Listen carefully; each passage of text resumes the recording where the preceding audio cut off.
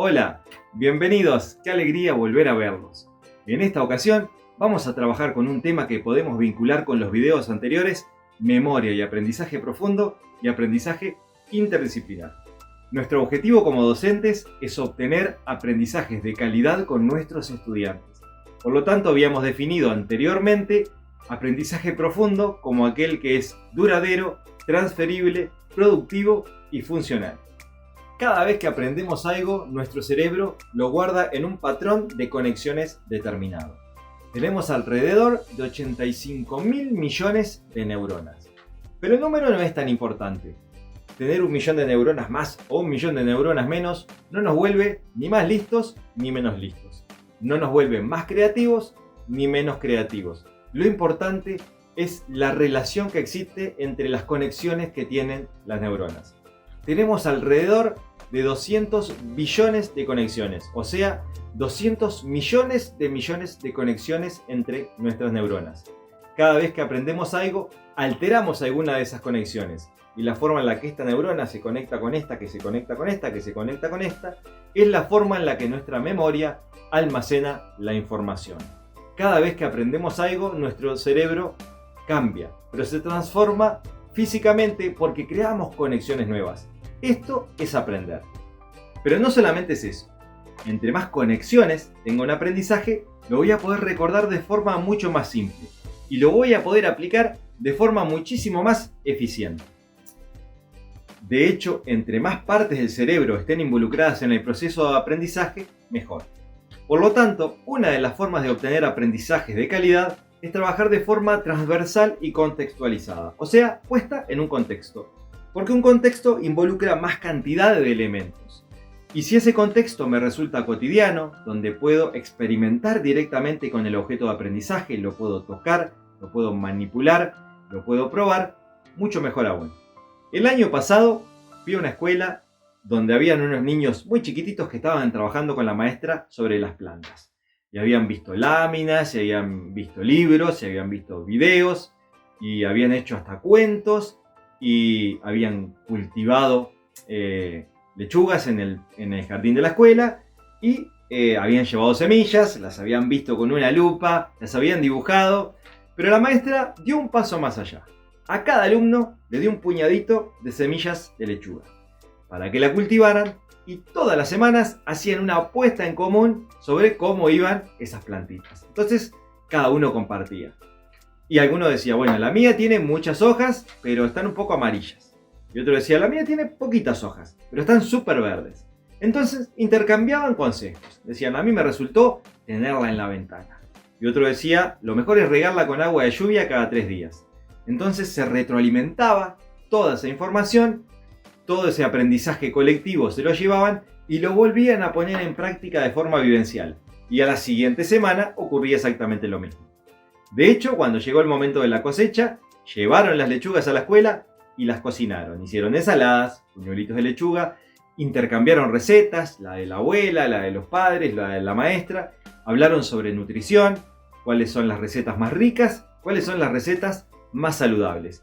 La maestra logró contextualizar de forma fantástica un conocimiento. Logró que cada alumno aprendiera desde diferentes dimensiones sobre el crecimiento de esa plantita que tuvieron en su casa y de la cual fueron partícipes de todo ese proceso de crecimiento. La verdad que fue un trabajo fantástico. Cada vez que iniciamos un curso, recibimos un conjunto de estudiantes que tiene una enorme diversidad de habilidades, destrezas y de manejo de contenidos. Y es importante que a través de nuestras clases podamos desarrollar las diferentes potencialidades de nuestros estudiantes para que le puedan sacar el mayor provecho posible a los procesos de aprendizaje. Por lo tanto, quiero compartir con ustedes un experimento muy bonito que aprendí hace unos años en el cual se puede ejemplificar esto muy bien. Y es a través de la papiroflexia, a través del plegado de papel. Yo no tengo grandes habilidades con respecto a este tema, así que lo voy a enseñar con una de las poquitas cosas que sé hacer con papel, que es un avión. Así que voy a tomar una hoja A4 y voy a dar un pequeño tutorial sobre cómo hacer un avión de papel.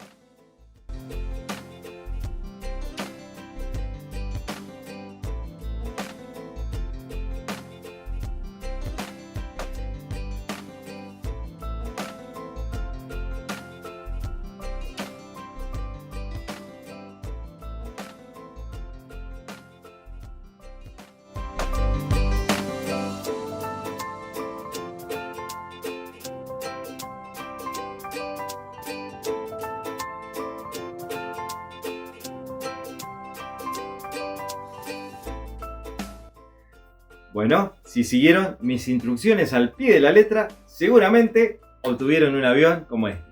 Pero miren qué bonito. Y además estoy seguro de que vuela súper bien. Ahora lo vamos a probar. Pero si en vez de haber partido de una hoja así, y hubiese seguido las instrucciones al pie de la letra, pero partiendo de una hoja como esta, o de una hoja como esta, o de una hoja como esta, seguramente hubiésemos obtenido un avión donde le falta una parte al ala,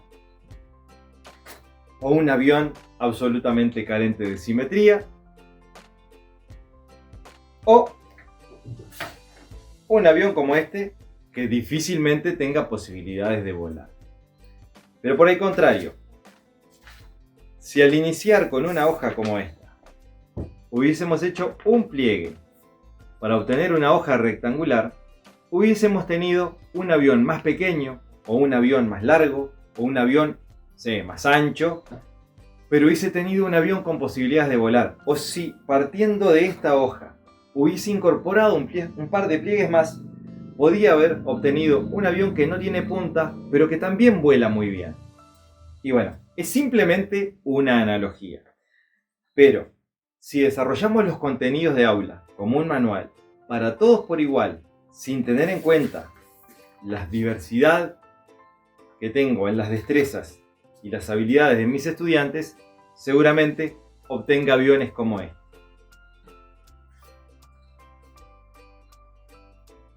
En el video anterior trabajamos con aprendizaje interdisciplinar.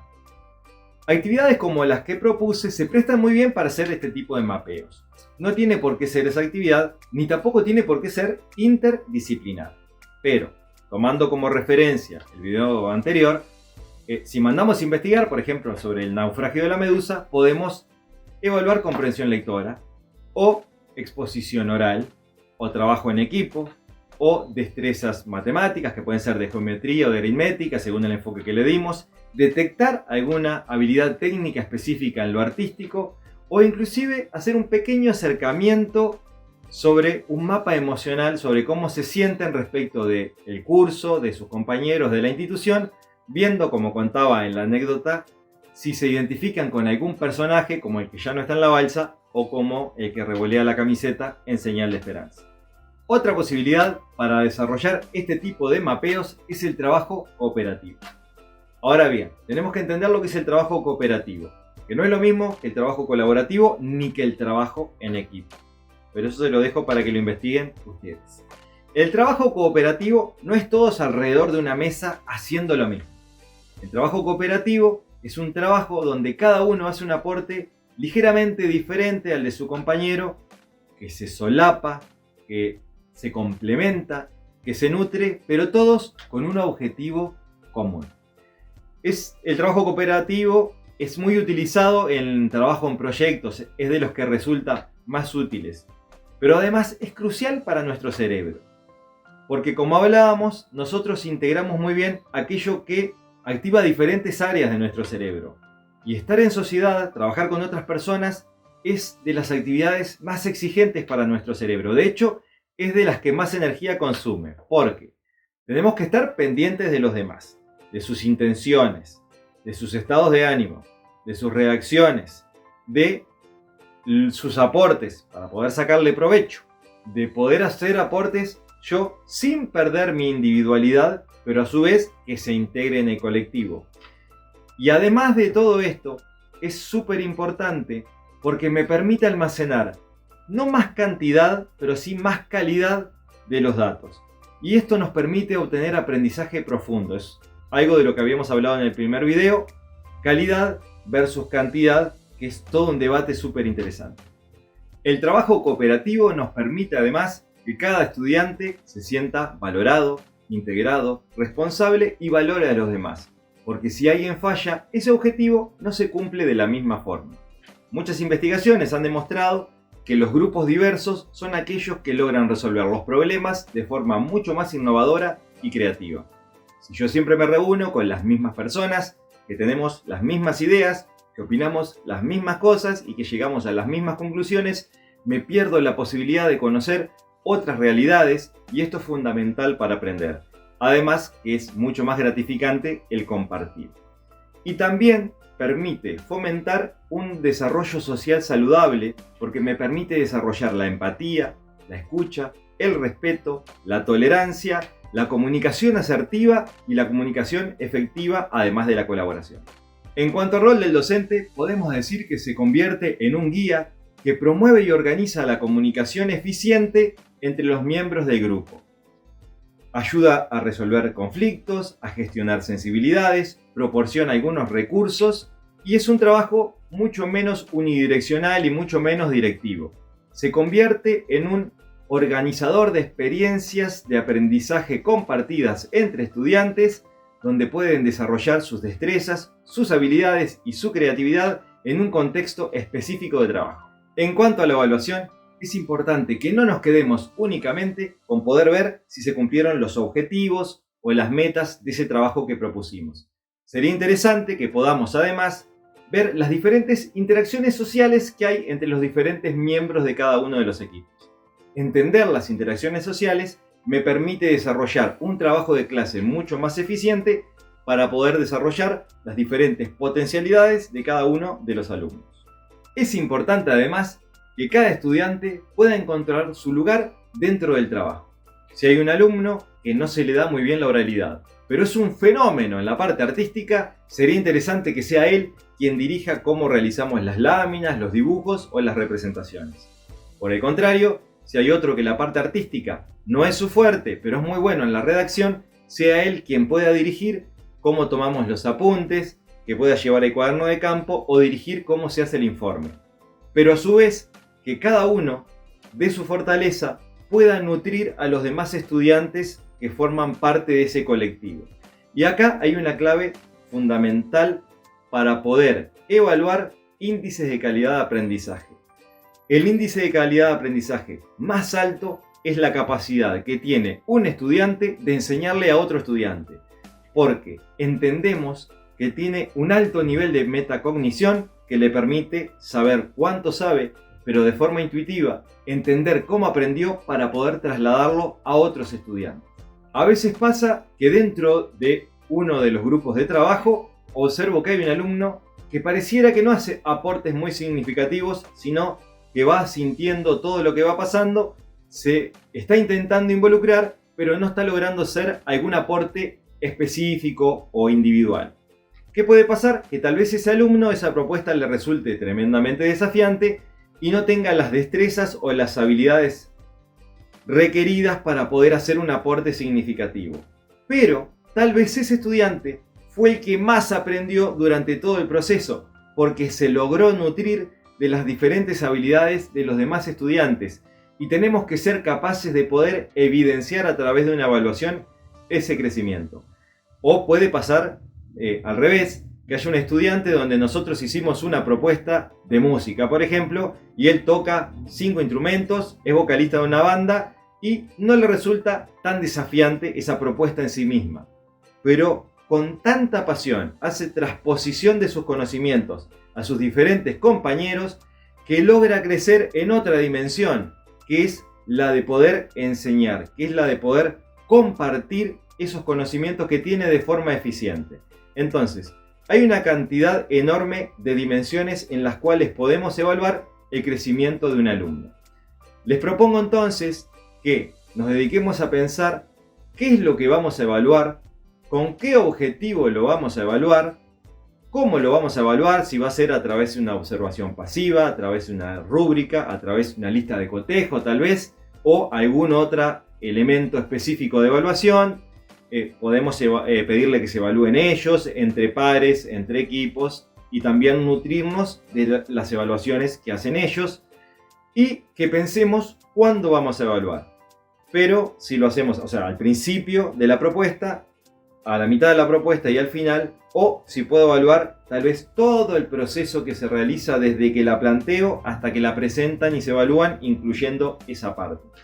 De hecho, sería interesante que no nos quedemos solamente con esta actividad de forma única durante todo un curso. Tal vez la podemos proponer de forma diagnóstica, medimos diferentes dimensiones del estudiante en cuanto a habilidades, destrezas y conocimientos. Después seguimos durante el año trabajando en estas unidades que solemos trabajar los docentes, sobre todo de secundaria, muy distintas unas de otras, pero en alguna parte del año volver a hacer una actividad similar a la anterior y poder comparar si cada uno de esos estudiantes pudo desarrollar conocimientos en esas otras dimensiones y tal vez otra al final del año o cada 2 meses. Pero no solamente poder evaluar a un estudiante dentro de los contenidos específicos, habilidades y destrezas, sino cuál fue el crecimiento de él en otras dimensiones a lo largo del curso. Y finalmente quiero agradecerles el haber compartido nuevamente este espacio. Quiero que me dejes tus comentarios, tus sugerencias y tus dudas. Si te gustó el contenido, quiero que lo compartas y que te suscribas al canal. Voy a aprovechar la oportunidad para agradecer a todas las personas que se comunicaron por las diferentes vías, haciendo preguntas y pidiendo que desarrolle algunos temas en específico. Las estoy reagrupando para hacer una edición especial. Nos vemos en el próximo video.